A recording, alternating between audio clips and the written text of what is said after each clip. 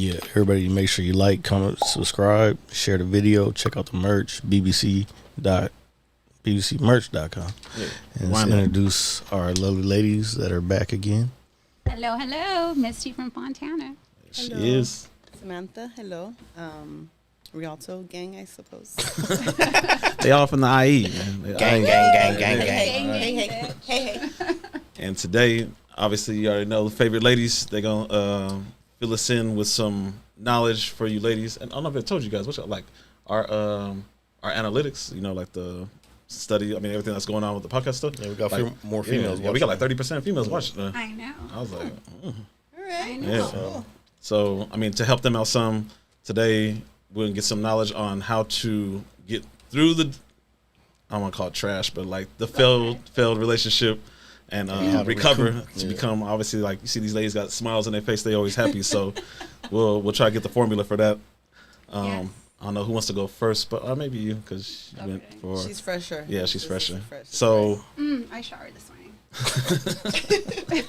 I showered for BBC. Go for it. All right. After, how many years is that? How many years? What? Were you Married? Oh, 15. Well, Well, I don't know. We're talking about yeah, our I was married. relationship, or we're talking about the marriage. Like, God, there's so many. Goddamn. All right. So, bounce back. Say, how hard were your first 3 months? They were easy. It was easy. You mean first 3 months into being married? No, after marriage. Oh, after marriage. After the divorce. It was difficult. I would say definitely. After marriage and knowing and accepting, which those 3 months after knowing that your shit just fucking was demolished by your failure as a wife or husband or vice versa. Those 3 months, it takes a good fucking 3 months to go over that roller coaster of emotion. What would you say was the hardest part? Accepting Accepting it. Accepting that it was over, or accepting that like it was you over. failed, or he failed, or No. Accepting it was over, because not that we couldn't deliver who we. I can't speak for him, but I can say for me, I will say that I was 100% in. I was all in. I'm not gonna say I do if I'm not all in. Yeah. You know what I'm saying? I won't put my foot in my mouth, but I will say that I've accepted to adjust my way of, because your upbringing has a lot to do with who you are as a person. But and I'm a strong believer in, when you become an adult, you can switch that around, because you're now responsible for your actions moving forward. Yeah. There's only so much you can blame on your parents or your upbringing or the separations of your parents. Like, that's bullshit. I realized before high school that my mom's trail in life as a parent wasn't going to repeat in my life. So I made that decision before I became an adult. Moving forward, I knew when I was going to get married, it was all in or nothing. But after realizing that, you know what, we were better off being parents than husband and wife, is when I finally accepted my position in this relationship. Does it make it, or was it harder because you guys like still live together?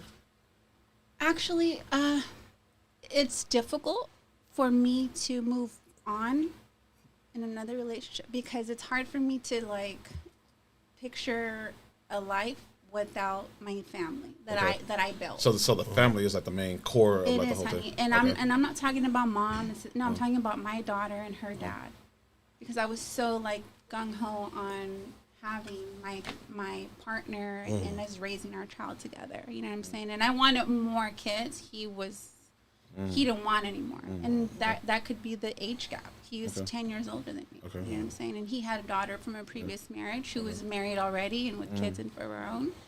So that played a huge, I want to say, role in him deciding for us whether or not we would have more kids. I really do feel that way. And I honestly felt like I had to take the back seat. Okay. You know what I'm saying? So that was, for me, that was a lot that that made me really step down. Like, you see me today and I'm like going forward, like, because I put my life on pause to adjust my view of what I wanted, what I've envisioned, what I pictured for me as a wife, as a mom. because this is what I wanted. I wanted that stability because I didn't have it growing up. So I was going to give it all, right? And I did. And it took me a long time to do that. I was 5 years invested before I got married. Okay. And our daughter's a honeymoon baby. You know what I'm saying? So we had time to get to know each other before we said I do, for him to like switch that on me real quick. And I was like, oh, I thought I was your co-pilot. Yeah. I took the back seat real quick when after saying I do. I was pregnant with our daughter. Yeah, gotcha. And that year, you know, again, people saying enjoy the first year of being married. Well, I was pregnant with our baby. You know what I'm saying? After being married, I immediately took the back seat being married. Like as soon as I said I do, came back from honeymoon, and boom. So real quick, like I mean, obviously, there's from the men's side of our experience, the word is that they always say that, man, like everything was all gravy, and then like once we got married, things went down. From a woman's point of view, would you say it was 100%? Annie, I really do. The paperwork changed the relationship. It honestly, I've heard it, but I've seen it. Like, and I would tell my girlfriends, you know, and Sam knows, like there wasn't something I didn't confide in her with immediately, but when I did, there was shit she told me that like boom hit me.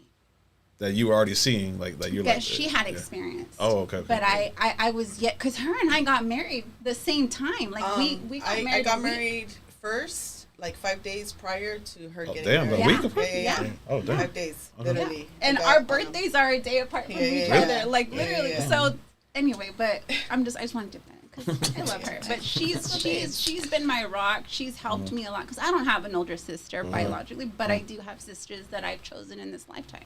Yeah. And that's something that I'm totally grateful for. You know what I'm saying? Thank you. Yes. Anyway, enough crying. Anyway. But yes, I will say, and I've always said it, like it almost seems like my husband, someone told him as a kid, when you get married, this is what you do. And it's like he ran with that script. So when you say like your husband totally fucking does a flip on you after you say I do, he literally did a flip on me after we said I do. And again, I was 5 years invested. So you think it was just the fact of the paperwork, or was there something that he did that was like, okay, this is different? So let me tell you. So leading up to our wedding, dude gained weight. Like he fucking put on weight. Like to where I was thinking, are you depressed? Like, are you depressed? Like, are you not? Like, I was even thinking, like, are you not wanting to get married? Like, because people who are depressed. Oh, he did that before he got married. Yeah, like in the midst of like getting married, like the whole. So he put on some weight, and I mean, and again, like I am not someone, you might see me, my guy is some guy that can meet me and you want to move mountains together, let's do it. I am not about the tall, dark, and handsome, bulky motherfucker. Like, no, I've had that. It doesn't work for me. Right. If you're my dude and I love you and we link up and we're solid, like, let's move forward and let's move mountains together. Well, this guy had me, and then as soon as we were getting married, this dude was, like, depressed. Like, he was going through it. So it started making me feel like he wasn't in all, Did you ever get an answer from that? Like what's causing it? What's doing it? Like, you know, are you not wanting to get married? Like, because you seem like you're just, and he just put on the whole, like, well, I'm stressed out. He wouldn't tell you why? He would never go into details too.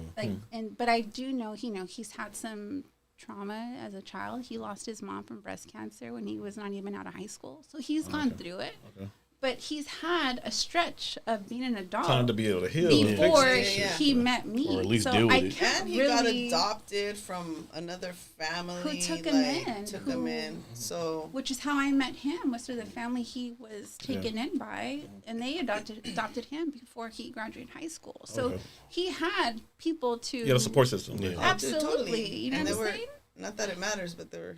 Yeah, they're you know, but obviously.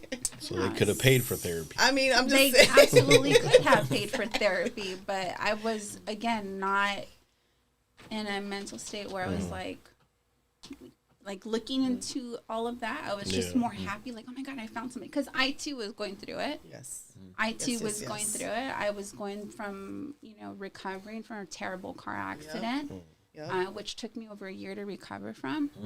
and then rolled back into work, which Sam and I worked together at the time, and rolled back into work, and boom, him and I linked up. We had lunch, and like it moved quick. Like we dated for 3 months, and I moved in. Okay. Because I was in that moment in life where I was like, fuck, God gave me a second chance. Like, this is probably it. Yeah, I guess. Yeah. And prior to me experiencing a tragic situation in my life, I was going through that emotional roller coaster because I was married prior. Oh, okay. I was married really young.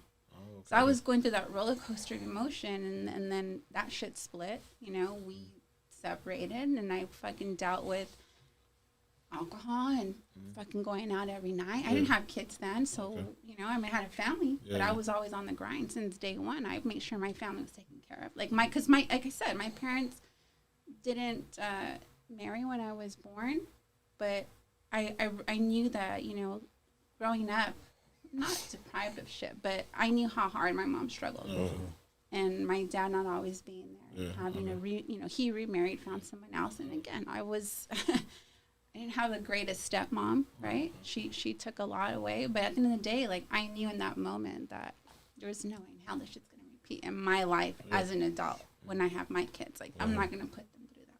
So in a way, I kind of sacrificed whatever it took. I was gonna make sure like it wasn't gonna happen. You know what I mean? So I was gonna give it my all, but with good intention, not just because.